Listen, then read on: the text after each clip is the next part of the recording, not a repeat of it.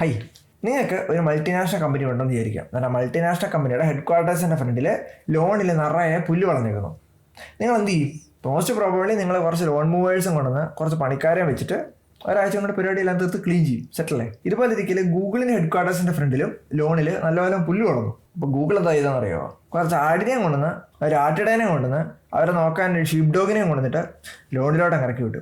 കുറച്ച് ദിവസം കൊണ്ട് ആട് പുല്ലൊക്കെ തിന്ന് ലോണ് നല്ല മിനുമിനാക്കി വെച്ച്. ഇപ്പം നിങ്ങൾ വിചാരിക്കുന്നത് ഗൂഗിൾ എന്ത് ചീപ്പ് പരിപാടി കാണിച്ചത്? അതും ലോകത്തിലെ ഏറ്റവും വലിയ മൾട്ടിനാഷണൽ കമ്പനികളിൽ ഒരെണ്ണമായിട്ടുള്ള കോടികൾ കൊണ്ട് അമ്മാനമാടുന്ന ഗൂഗിള് എന്തിനാണ് ആടിനെ ഇറക്കി വിട്ടിട്ട് അവരുടെ ലോണിലെ പുല്ല് തീറ്റിച്ചത്?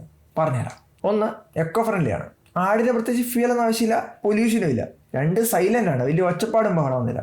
3, ആട് എന്ത് തിന്നുന്നോ അത് അതിലും യൂസ്ഫുൾ ആയിട്ടുള്ള ഫെർട്ടിലൈസർ ആയിട്ട് മണ്ണിലോട്ട് തിരിച്ചു പോക്കോളും. ഇതൊക്കെയാണ് കാരണം. പക്ഷെ ഗൂഗിൾ മാത്രമല്ല ലോകത്ത് ആടിനെ ഇറക്കി വിട്ട് ലോണിനെ പുല്ല് തീറ്റിക്കുന്ന പരിപാടി ചെയ്തിട്ടുള്ളത്.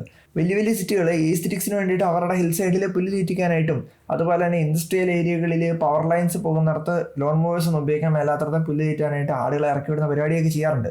പിന്നെ എന്തുകൊണ്ട് ഗൂഗിൾ ചെയ്ത് ഇത്ര ഫേമസ് ആയി എന്ന് ചോദിച്ചു കഴിഞ്ഞാൽ ഇറ്റ്സ് ഗൂഗിൾ യുനോ.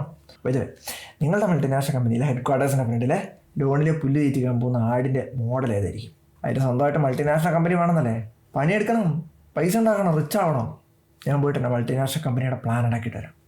അപ്പോൾ ചെയ്യുന്ന ബൈ തരാം.